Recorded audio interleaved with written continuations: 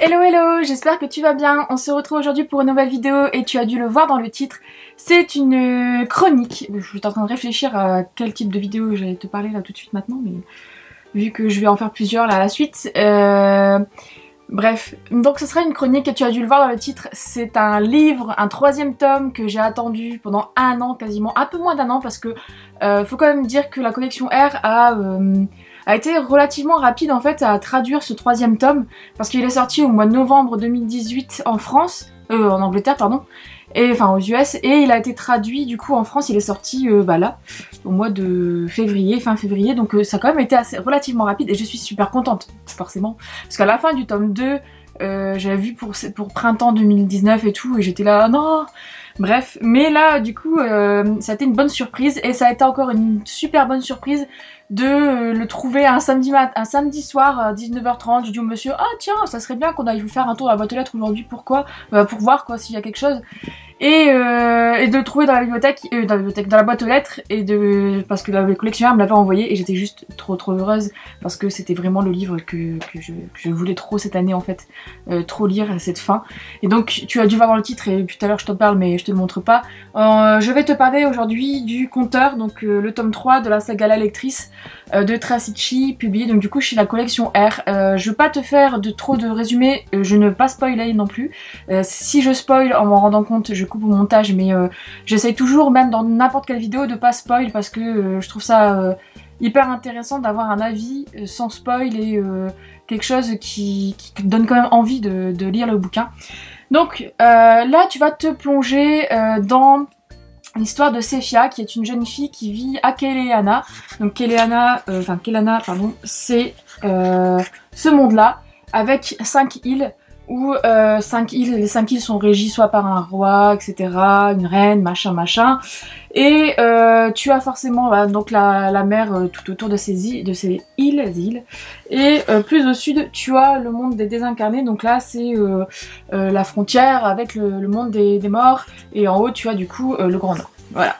Et puis c'est tout, je t'en dis pas plus. Ouais. Oui. Donc tu vas suivre du coup Sephia, qui est une jeune fille qui vit avec sa tante Nine sur une des îles, et en fait un jour il va y avoir entre guillemets des méchants qui vont être à ses trousses, à elle et sa tante, parce qu'ils cherchent un objet particulier, quelque chose qui est rectangulaire, qui a des pages, etc., qui ressemble du coup à un livre. Parce qu'en fait à Kelehana, les gens ne savent pas lire, ne savent pas ce que c'est la lecture, ne savent pas ce que c'est vraiment un livre, ils ne savent pas du tout écrire non plus.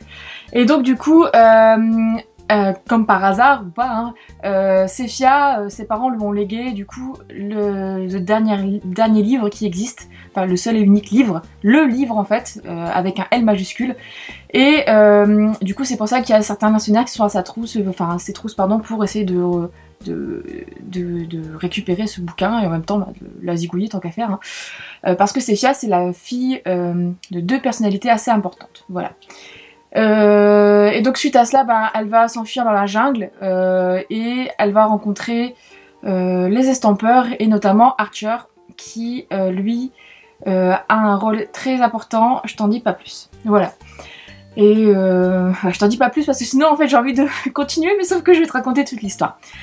Donc voilà, à côté de ça tu as dans cet univers du coup un côté aventure forcément. Tu as un côté un peu avec des royaumes, etc., guerre, machin, et tu as un côté très à la Pirates des Caraïbes en fait, où se passe quand même, une bonne partie de l'intrigue se passe aussi sur des vaisseaux, avec des capitaines, etc. Tu vas rencontrer un capitaine, machin, et d'autres capitaines, et c'est vraiment un petit esprit comme ça, un peu piraterie, etc., qui est vraiment bien foutu, et moi personnellement, c'est des choses que je n'avais pas lues.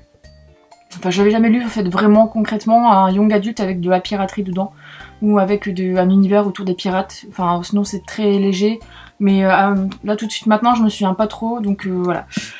Ce 3e tome pour moi, en fait cette saga complète, en fait ça peut être une vidéo sur la saga complète. En gros, l'originalité en fait de cette saga, c'est que l'auteur glisse dans chacun de ces tomes, tu as des éléments en plus cachés entre guillemets, à toi à déchiffrer en fait dans chaque tome. Dans le tome 1, bah là j'ai la version BO devant moi, c'est pour ça parce que je l'ai pris pour faire des photos. Dans le tome 1, tu as des passages du livre, forcément, donc tu as des pages en fait qui sont comme ça, voilà, différentes. Dans le tome 2, tu auras, comment dire, des choses encore un peu plus approfondies, je dirais, où en fait tu as des éléments qui sont en rapport, enfin je vais pas te le dire parce que sinon ça va te spoil, mais tu as, comment dire, des passages avec des choses comme ça, en plus.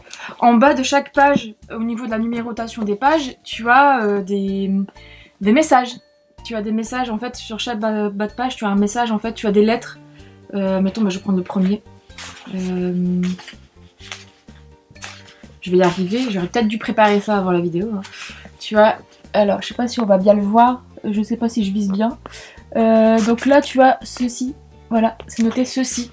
Donc en fait à chaque numérotation, pas toutes hein, mais toutes les 2-3 pages, tu as du coup ceci et quelque chose. Et c'est à toi à la fin du livre ou même pendant que tu le lis, hein, aller noter sur un bout de papier et à voir quelle phrase va être sortie. Donc moi je m'étais amusée à le faire pour le tome 1, pour le tome 2. Là pour le tome 3 je l'ai pas encore fait parce que je pense savoir quelle sera cette phrase et puis bon voilà, j'ai quand même pris mon pied en le lisant donc voilà. Tu as aussi après dans le récit carrément des lettres en gras, tu as vraiment plein de choses comme ça, des éléments cachés. En fait l'objet livre en tant que tel est original à lui tout seul en fait. Et il est différent de tome en tome. Et c'est ça qui est génial, que l'auteur a réussi à exploiter en fait autant un livre papier pour en faire une aventure extraordinaire. Donc déjà ça.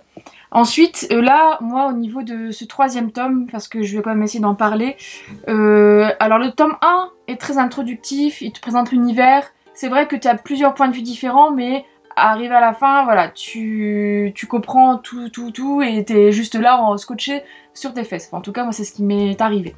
Bien sûr, il faut quand même surmonter ces passages-là un peu longués parfois, hein, et un peu, tu te dis, mais à quoi ils servent? Mais voilà, il faut pas s'inquiéter, ils servent à quelque chose. Ensuite, dans le tome 2, ça a été une enfin, ça a été une épopée de fou parce que ça commençait vraiment à prendre de l'ampleur.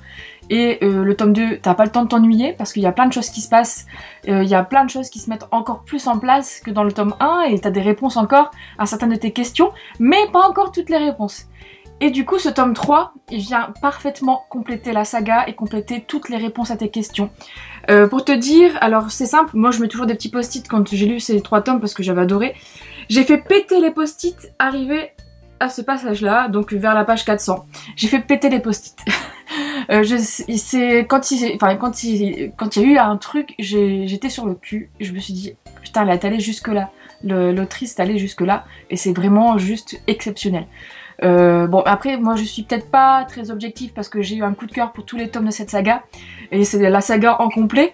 Mais j'essaye de prendre du recul. Hein. C'est vrai que j'essaye de prendre du recul quand même. Comme quoi, tu vois, je te dis que le tome 1, c'est vrai que au départ, il est un peu longué. Et qu'il y a des passages, tu sais pas à quoi ils vont correspondre, mais il faut quand même s'accrocher. Et pour ce tome 3, bah, ça s'arrête pas. L'action ne s'arrête pas, c'est tout le temps, et tu as tous les éléments qui sont éparpillés, qui t'essayent de comprendre comment ils vont s'imbriquer, etc.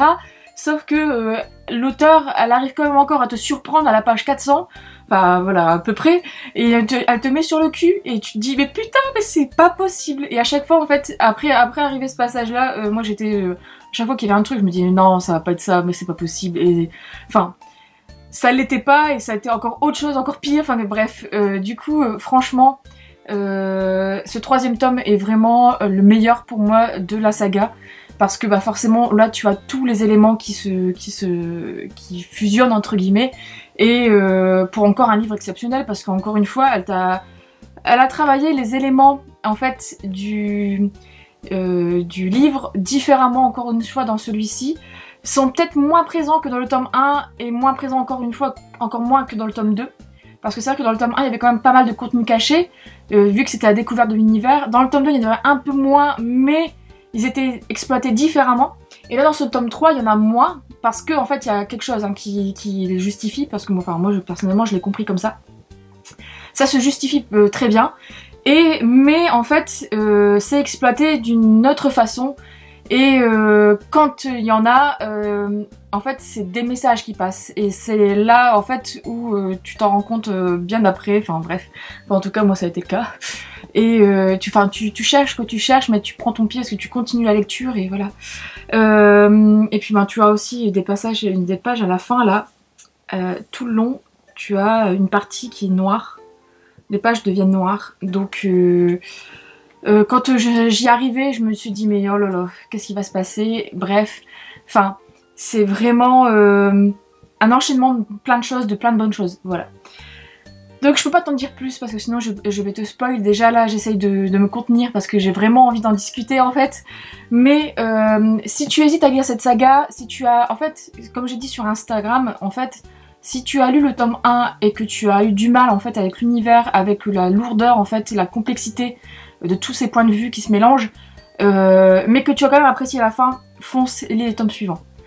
Après si t'as pas aimé du tout, ne fonce pas, ça sert à rien.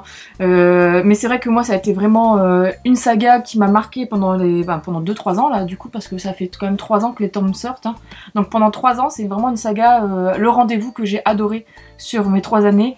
Et je suis super contente de l'avoir terminé et je suis super contente que ça a été publié en France, cette connerie, parce que franchement j'ai passé un excellent moment de lecture à chaque fois et franchement je n'ai jamais vu ça ailleurs.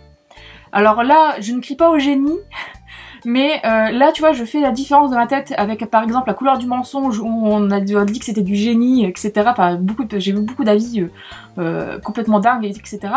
Mais à côté de ça, La couleur du mensonge, c'est ça.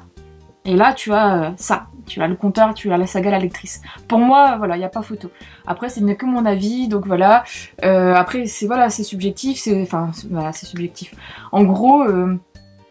comment dire, je peux comprendre parfaitement qu'il y a des personnes qui n'aiment pas cette saga, c'est normal. Et moi j'ai pas aimé certaines sagas que d'autres ont aimé. Enfin, heureusement, parce que sinon le monde serait bien triste, mais surtout au niveau des lectures. Bref, donc du coup n'hésite pas à me dire si tu as lu ce 3e tome, si tu veux en discuter. On peut même en discuter en privé sur Instagram parce que sur YouTube c'est pas possible, mais sur Insta n'hésite pas à venir me voir. Et puis n'hésite pas à me donner ton avis aussi en commentaire, sans spoil s'il te plaît, ça serait cool. Et du coup bah je te dis à bientôt pour une prochaine vidéo, et puis voilà, j'espère que celle-ci t'a plu. À bientôt.